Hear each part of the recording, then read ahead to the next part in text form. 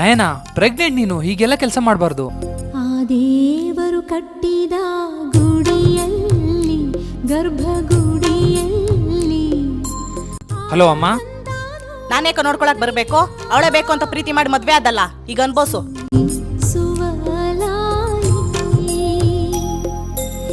ಯಾರಿಗೆ ಕಾಲ್ ಮಾಡಿದ್ರಿ? ಅಮ್ಮ ಕಾಲ್ ಮಾಡಿದ್ದೆ ನೋಡ್ಕೊಳಕ್ ಬಾ ಅಂತ, ಆದ್ರೆ ಅಮ್ಮ ಬರ್ಲಿಲ್ಲ.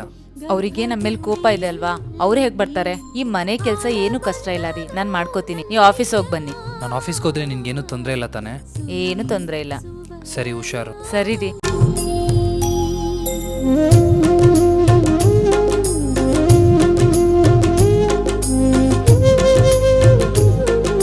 ಯಾಕ್ರಿ ಬೇಗ ಬಂದ್ಬಿಟ್ರಿ? ಆಫೀಸಲ್ಲಿ ಇರಕ್ಕಾಗ್ಲಿಲ್ಲ ಕಣೆ, ನಿಂದೆ ನೆನಪಾಗ್ತಿತ್ತು.